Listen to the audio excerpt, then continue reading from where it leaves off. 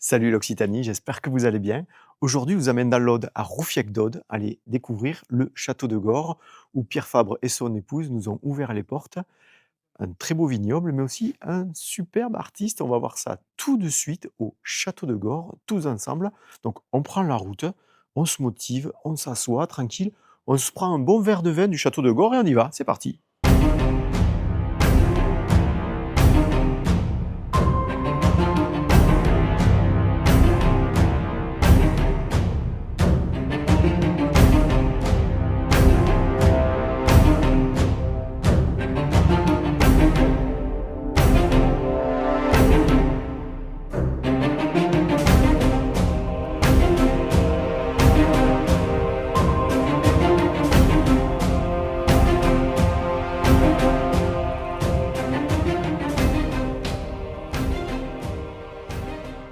Bonjour Pierre, Salut Sébastien. comment vas-tu? Très bien.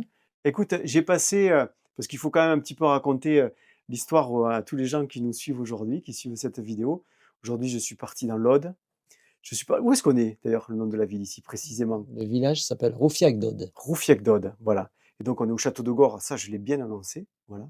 On a passé la journée un petit peu ensemble pour que j'apprenne un peu à connaître Pierre que j'ai rencontré il y a quelques semaines sur un événement autour de Revel, hein, dans les oiseaux heureux. On arrive ici.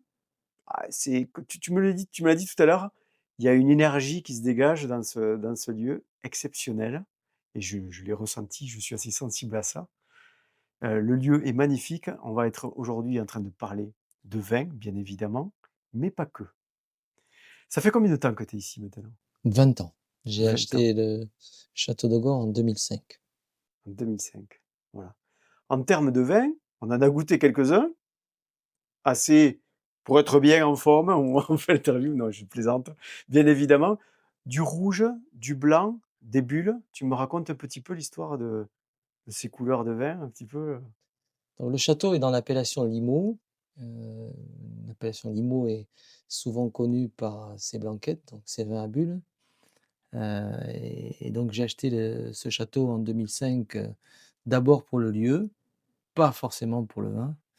Et le choix était bon par rapport au vin, mais j'ai d'abord acheté, ce château par, comme tu l'évoquais, l'énergie que j'y ai Ah oui, trouvée, l'émotion que j'ai pu avoir, sur, ce domaine de 200 hectares avec, une culture, une richesse historique, qui remonte, avant les Romains puisqu'il y avait un camp romain, un oppidum. Puis il y a eu une villa romaine, là où il y a l'emplacement du château, il y a une partie des bâtis qui sont romains. Voilà, donc tout ça m'a complètement, fasciné, passionné et puis est arrivée, l'histoire vin parce que, fils de vigneron, de plusieurs générations dans le Gard, j'avais envie de changer de vie après mon passage dans l'industrie, et de faire du vin et d'aboutir des grands vins.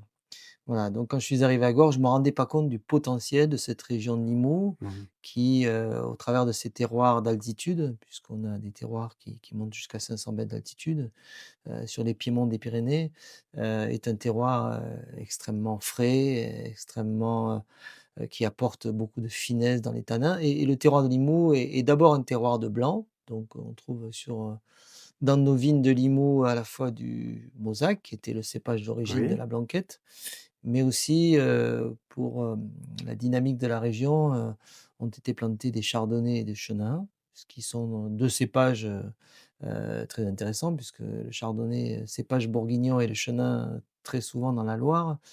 Enfin, le complexe des 3, chardonnay, chenin et mauzac, peuvent faire des assemblages assez magiques. C'est la cuvée oppidum qu'on a goûté tout à l'heure. oui, Voilà, oui. donc une fois que j'ai eu acheté le château dans cette appellation Limoux, j'ai eu envie d'avoir aussi un terroir de grands rouges. Limoux est un superbe terroir pour notamment, j'espère dans l'avenir, être reconnu pour des grands pinots noirs. C'est pas dans l'appellation Limoux, mais en tout cas le pinot noir, peut y trouver un superbe terroir, que ce soit, les sols, l'atmosphère, mais aujourd'hui Limoux est vraiment reconnu pour ses blancs et pour les rouges, généralement on va dans d'autres régions et cherchant, un petit domaine à acheter, donc j'ai acheté des vignes dans le Roussillon parce Oui. que, le Roussillon avec ses schistes, notamment la vallée de l'Agly, qui est une vallée aussi, dans les montagnes, proches des Pyrénées, a des terroirs magiques de schiste, où on retrouve, des vieux Carignans plus que centenaires. On a goûté à midi, un vieux muscat, Ah oui, exceptionnel. voilà, donc c'est des vignes, encore une fois à 80, 100 ans, 110 ans certaines. Donc les vieux cépages là-bas sont magiques, mais il y a aussi des cépages plus récents qui ont une cinquantaine, soixantaine d'années sur nos vignes, comme, des syrahs, des grenaches. Alors le grenache, c'est quand même le cépage aussi de la région là-bas, puisque à Maury, il y a les vieux Maury, c'est à base de grenache. Et puis, il y a aussi, par l'influence, océanique, en tout cas méditerranéenne, il y a des Mourvèdres qu'on retrouve, à Bandol. Donc on a acheté 15 hectares de vignes, dans le Roussillon.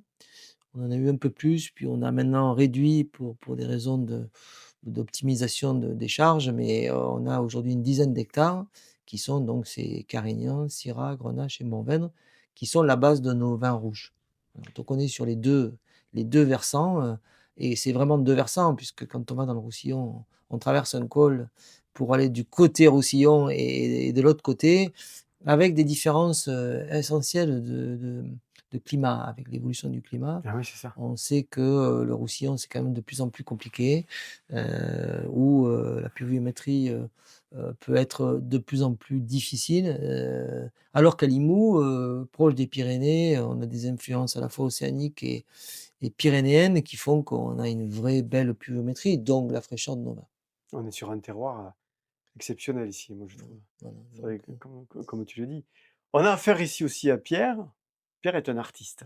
Ça, les gens l'ont peut-être vu un petit peu dans le générique. Ils se sont dit: «Mais pourquoi il y a des tableaux qui passent à travers toutes ces bouteilles séchées?» Tu dessines toi-même, tu peins toi-même toutes les étiquettes de tes bouteilles. voilà, donc c'est vrai que j'ai, si on peut appeler ça un talent, en tout cas j'ai une Oh si, oh si, capacité, si, si, il est un peu, voilà. il va pas là, mais il est quand même là, il faut le dire. J'ai une capacité, et une facilité en tout cas à mettre, sur du papier ou sur des toiles, des dessins, et c'est depuis le départ, c'était mon objectif, c'était d'imager, mes bouteilles personnellement et de les personnaliser. Tout est de la terre. En fait, Pierre m'a expliqué un petit peu aujourd'hui, je veux dire, c'est un gars qui a les mains dans la terre, voilà. Il m'a raconté tout à l'heure une très, très belle histoire. Il est sur son tracteur dans les vignes, c'est ça que tu me racontes? Il est peintre, il a besoin de pigments et sur ces terres, hop, il regarde, il tourne: «Ah tiens, cette terre, elle a une couleur un peu ocre, celle-là, tac, tac» et tu refais des pigments après pour tes peintures à partir de tes terres. Moi, je trouve ça magique, vraiment. Et alors la magie se transmet, OK, on part de la peinture, mais elle est jusqu'au fond de ta bouteille. Tu me disais tout à l'heure que tu prenais des risques parce que tu veux pas mettre trop de produits. On est sur un vin en biodynamie, c'est ça? Alors on est depuis le départ en bio, donc ça fait 20 ans. Je sentais pas, faire d'élever mes végétaux avec de la chimie, alors que mon père, comme toute la génération des années 50, 60, D'accord. 70, était la génération chimie. J'ai débuté dès le départ en bio, et puis petit à petit, on évolue vers une démarche, encore plus puriste, vers la nature, vers le végétal, améliorer le végétal, l'aider à mieux résister, notamment aux évolutions climatiques, et tout naturellement, on est arrivé vers la biodynamie, qui en même temps, amène des valeurs, du traitement du raisin que sont pas toujours, les valeurs du bio, puisqu'on peut travailler en bio, mais mettre beaucoup de sulfite dans la cave, travailler avec des levures. Donc la biodynamie, elle, fait un pas encore plus loin vers le côté naturel, puisque, c'est très peu de soufre, parfois sans soufre. C'est, des levures indigènes, donc naturelles, et c'est quasiment aucun intrant. Donc en définitive, on laisse, le raisin s'exprimer. On le guide quand même parce que j'entends trop souvent, dire que la matière première fait tout. La matière première est essentielle, mais derrière, la façon dont on le traite, est essentielle, encore plus essentielle pour moi. Donc j'ai commencé à faire du vin en 2012, puisque entre 2005 et 2012, j'avais une équipe et un œnologue. Depuis 2012, ce sont mes vins, et j'ai en effet progressé beaucoup pour pouvoir dire aujourd'hui, je maîtrise correctement, mais j'ai souvent dit qu'il faudra une trentaine d'années, c'est-à-dire une génération pour, aboutir, mes grands vins tels que je le souhaite. ceci étant, si un jour, lors de ta venue, on goûte un 2012, c'était mon premier millésime et c'est un millésime magnifique. Donc, on dit: «C'est la chance J'ai des j'ai débutants» j'ai peut-être? hâte de goûter ça moi. Voilà, donc c'était peut-être la chance des débutants, mais mais en même temps, j'ai envie de dire, je dois remercier tous les gens qui m'ont accompagné parce que, venant de notre monde, de l'industrie, étant ingénieur, j'ai toujours pris le soin de me faire accompagner, par des gens, bien plus qualifiés que moi. Donc, C'est un vrai métier, oui. voilà, donc depuis 2005, on a eu plein de gens, des Jean-Armand, des Nicolas, des Thomas qui était le dernier qui est passé et d'autres, ont accompagné ma démarche et ont construit mon chemin pour qu'aujourd'hui ce soit vraiment mon chemin, mes vins, mais je dois reconnaître que et remercier tous ces gens qui m'ont accompagné, sans oublier Christian Lacassie qui est mon ami œnologue, qui continue à m'accompagner pour arriver à faire, ce que Christian dit: «On fait du Gord». Voilà et Gord c'est particulier. Gord c'est particulier parce que j'aime la maturité du raisin. Trop souvent, pour avoir, la fraîcheur ou l'acidité que demandent les marchés aujourd'hui, on ramasse le raisin pas mûr et donc à ce moment-là, on tombe vers, trop d'acidité, du végétal, donc j'aime la maturité du raisin, donc j'ai tendance à ramasser plutôt mûr. Alors cette année avec un petit bémol parce que on est de plus en plus dépassé par les animaux et donc pour éviter que les sangliers ou les chevreuils, mangent toute notre récolte, donc on a ramassé plus tôt que jamais. Mais le Gord, en tout cas la pâte de Gord, c'est, une vraie maturité. Et cette maturité est contrebalancée par des terroirs très frais et souvent les gens sont très surpris. Encore ce matin, cet ami qui dégustait, il disait: «Waouh, il y a Oui, une belle matière». oui. Mais il y a un joli équilibre parce que, parfois il y a trop de matière, parfois c'est alcooleux parce qu'on est dans le sud, dans une région chaude.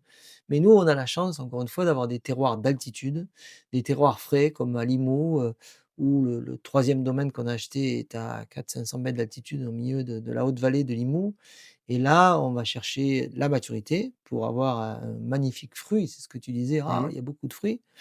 Mais en même temps, une acidité, une magnifique, fraîcheur et minéralité, grâce à ce terroir. Donc le Gord, c'est ça, c'est beaucoup de maturité, mais quand même une belle acidité, un bel équilibre. Ça plaît très souvent aux sommeliers de restaurants étoilés ou d'autres en tout cas, mais en tout cas des gens qui aiment, des supers accords, Oui, oui, oui, apprécient ce genre de vin qui est riche, mais en même temps, acide, en tout cas, qui amène une belle fraîcheur, dans le plat. Voilà, donc c'est sûr que nos vins, en général, sont appréciés. ah oui, pour Heu, moi, on est vraiment dans la catégorie des grands vins, vraiment de mmh, ce que j'ai pu goûter là tout à l'heure, c'était fabuleux à chaque fois, tu tout le palais qui s'illumine. Vraiment, je me suis régalé, passé un très, très bon moment. Bien sûr, on peut suivre Pierre sur ses réseaux sociaux, puisqu'il y a un Facebook, je vous l'écris en dessous. Il y a aussi un Instagram, bien évidemment. On a un site internet. Tu proposes aussi, bien évidemment, des journées ou des moments dégustation, c'est ça? On peut venir visiter un petit peu le domaine.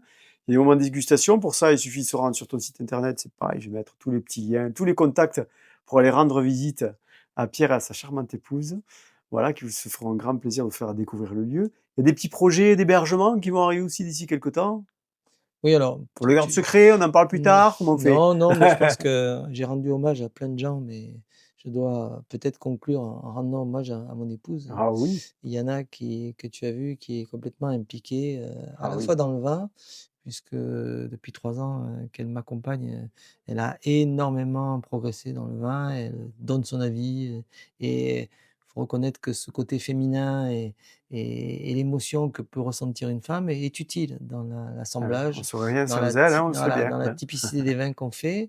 Donc on va vers des vins de plus en plus fins, élégants et puis Yann, amène aussi, sa patte maintenant dans un superbe projet qui est de dire, on a un lieu assez magique, Ah oui, on a envie de le partager et on a envie, d'en faire une vraie résidence, a aller habiter dans le château du vigneron. Je trouve que c'est super de pouvoir proposer ça. complètement. Pour nous, c'est un petit sacrifice parce qu'on va devoir céder Lâcher notre de la maison, place? voilà, mais en même temps, on va offrir, à des gens, la possibilité de Ouais, vivre, la magie du dans château de Gore, voilà, hein? dans Voilà, le c'est ça. lieu du vigneron, avec les vins du vigneron, accompagnés par le vigneron s'il le souhaite tous les jours pour les faire déguster, les faire apprécier nos vins. Voilà et tout en n'oubliant pas qu'on est une région de gastronomie et qu'on complètement. l'a vu encore à midi, on a un feu de Mais les cheminée, gens ont vu tout ça, tu sais? voilà. Tu racontes, mais les gens, ils ont bien vu la côte de bœuf qu'on s'est enfilée à midi, aussi, croyez-moi qu'on s'est bien régalé. On vit bien au château de Gorre. Donc moi, je vous invite à aller rendre au plus vite possible visite, du coup, à Pierre et à son épouse, qui vous réserveront un accueil, merveilleux. À tous les cavistes, bien sûr, tous les professionnels du vin à vous contacter parce que là, on est sur un vin, j'ai pas dit: «Il est là, il est là, il est là, il est là». Hop, je sors du cadre, je suis en dehors de la caméra, tellement il est exceptionnel. Pierre, merci beaucoup pour ton accueil. Merci à Vraiment, toi, j'ai c'est moi. passé un moment exceptionnel, avec toi, entre le côté artistique, ta bonne humeur, ton sourire et ton accueil, ainsi qu'à ton épouse. Donc je vous remercie. Moi, je vous dis à très, très bientôt et on dit au revoir à tout le monde. Allez, salut tout le monde et à très Avec bientôt. plaisir. Salut, Merci, ciao, à ciao. bientôt.